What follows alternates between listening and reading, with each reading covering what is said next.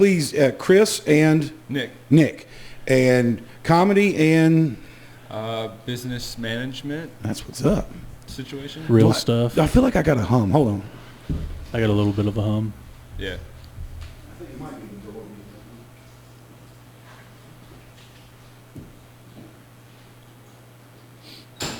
Yeah, it's like business management, kind of all around. I do a lot of different things. But no stand-up. No stand-up. I love stand-up, and I tried it twice, and that was not fun. It's not my thing. I have anxiety, and so getting up in front of people and doing shit like that just isn't my thing. Yeah. But it's definitely nerve-wracking. It's the scariest thing I've ever done. That's also the most fun shit I've ever done. I know when the first time I did it, I've actually got it on video. Yeah. And it was my very first time ever, and you can see I'm reaching for the mic stand, and my fucking hand is shaking. And I'm just putting my hand on it so it'll stop. Oh man, I was so nervous. I helped in the beginning, not like helped, but like we wrote. Settle down, bro. You get that a little closer. We wrote some jokes together in a sense, like just kind of looking over. Yeah, so I like doing stuff like that. Yeah, I can't say I've ever sat down and written, like I was so new to it. Yeah. I wasn't doing it for very long either. I mean, I want to say I got on stage the first time in like 2018, like January of 2018. You don't do it no more? Well, I stopped because of my dad. Because every time I try to get ready for a show, my dad was in a nursing home, or he was in physical therapy, or I mean. The last I wanted to come to, there was a show a couple of weeks ago. I can't remember which one it was, but I'd planned on going. I made the arrangements for work, and my dad goes into the hospital. Yikes! And then the day he got out was there was a Friday show, and it was, I can't remember which one it was, but I wanted to try to come to it, and I ended up having to work. Was it a tiki show? It may have been, yeah. Most of the Fridays, I think, I don't know if I've seen another place with a Friday show. Is that not when they do they do Saturdays at the Missing Link? Yeah, Saturdays they usually do Missing Link, and that's why I kind of cornered in on Fridays, like, hey, we'll just make this Friday. So the tiki show is your show? Yes. All the tiki stuff falls under the Don't Take This Serious banner. Okay, yeah. And that's you guys? Yeah. Okay. That's awesome. Yeah. It's fun as shit, man. Like, it's a cool spot, and it's one of those places that you drive by and you're like, I'm not fucking going in there ever. And we're kind of turning it around to where, like, there's not just 85-year-old ladies in there. Yeah. Like, we went into, what was it, New Year's Eve, we went in there, and I was like, hey, let's, we ain't got a show. Let's just go in, hang out, show our love for tiki again. Like, let's just spend some money there so they know, like, hey, we support y'all other than the times you're supporting us kind of thing. And literally, there wasn't a person under there under the age of 65. And so I went up to the bartender, and I was like, what's up with all the fucking blue hairs, man? And she was like, this is our crowd. No shit. And I was like, no, it's not. And she goes, no, it's not your crowd. Your crowd is young people. You are the people bringing life back into this fucking place. Like, I was like, oh, shit. So stop me if I'm wrong. Is there two bars there? Tiki in the back bar? So the back bar is Joe's Lounge. It used to be something else, right? I think it's been Joe's for a while. I'm not 100% Is that sure.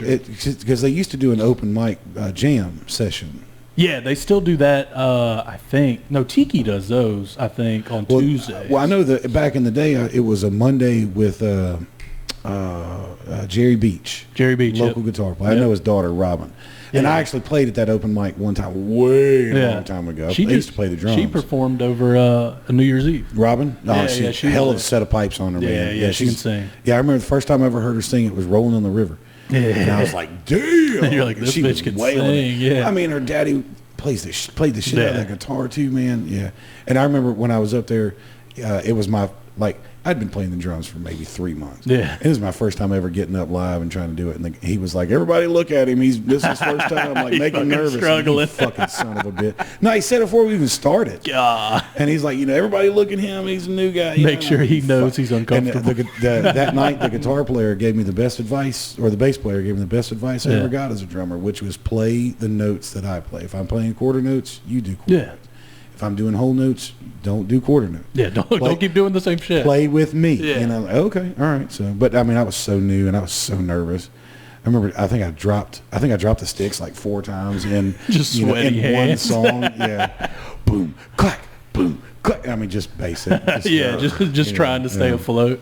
Yeah, just back there sweating bullets. Yeah. So who shoots y'all's videos? I got a buddy named Joel Primrose. Shout out Joel.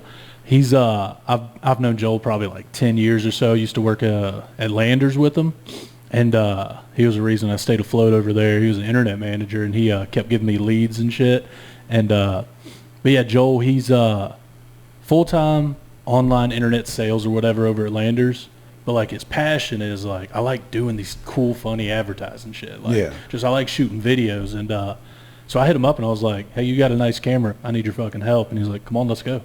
And so Joel's been helping with that. And him and Nick kind of helped me get to the point where I knew how to run the social media shit. That shit's brutal. I need somebody like you. Yeah, the shit's brutal, man. It's but once you kind of figure out the formula, it's a real basic formula too. Like, hey, you spend this amount of money, you target this amount of people, that's how many people will come to your show. And I figured out the secret sauce to, hey, if I want 30 to 50 people there, this is how much I need to spend. This is who I need to target.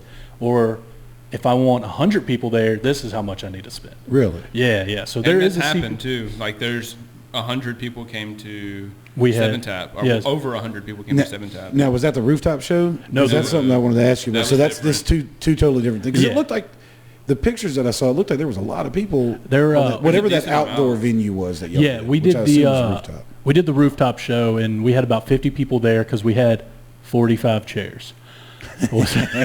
So we stopped the ticket sales right at 50, and we ended up selling it out. That fucking night was so goddamn cold. It was fun though, man. That was a really cool time. It was a cool show, but every single one of the comics was so cold that they all ate shit up there. Oh, that's funny. Yeah. Chris has been really good about doing when we started doing this, and we can do the origin story if you want. Yeah, go for it. Tell me whatever. But just before that, he's so good at finding these random venues that we can do stuff at. So we did one at a tattoo shop, and that was super fucking cool. And then the rooftop, super cool. And then we just talked with somebody, and it looks like we're going to be doing it at a vape shop in a couple of months, maybe. Yeah, I'm thinking a couple that. of months so I can settle down on other shit and then get back to that. But Nice. just trying to do pop-up comedy shows in different locations is so fire. And it's something a great idea that you've had from the jump. Because most of them, like the tattoo shop, free show.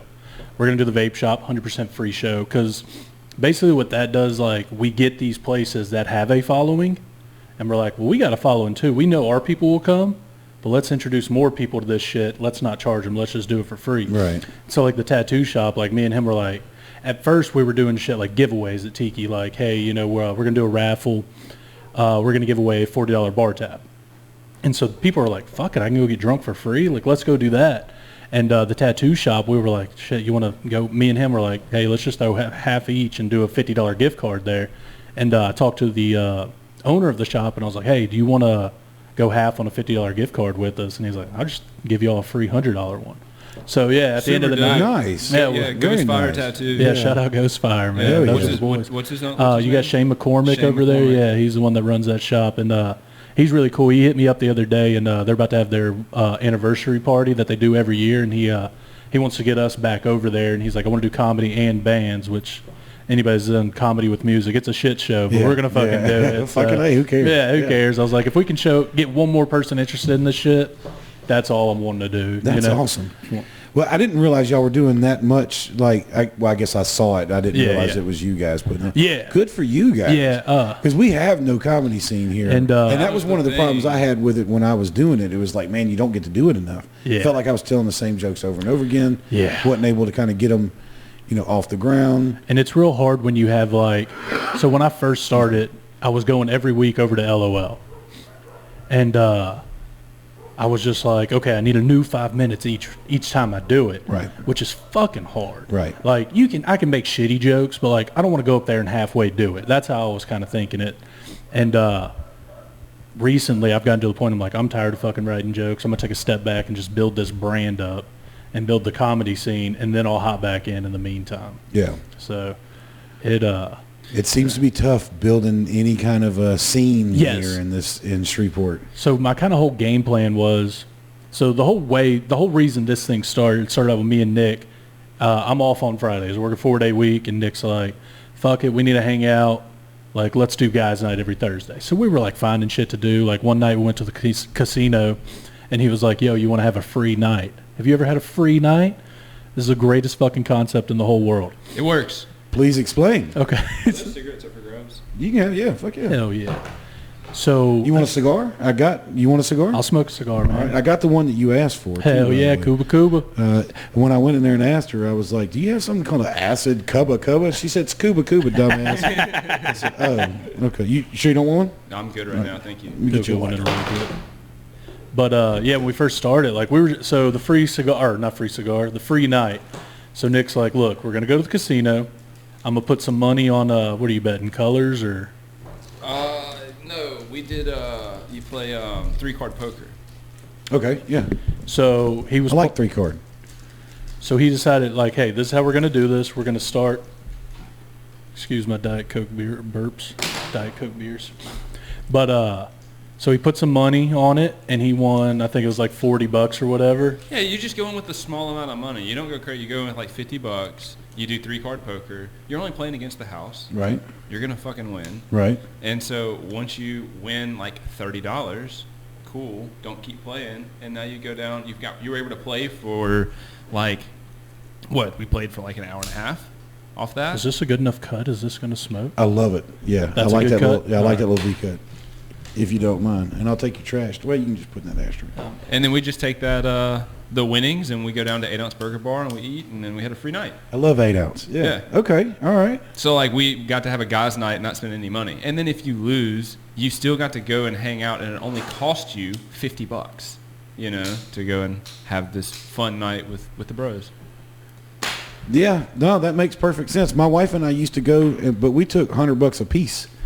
You know what I'm saying? Because, you know, that's what we always thought that we had to spend. And we do blackjack, though, and that shit has a tendency to disappear quick, too. Yeah.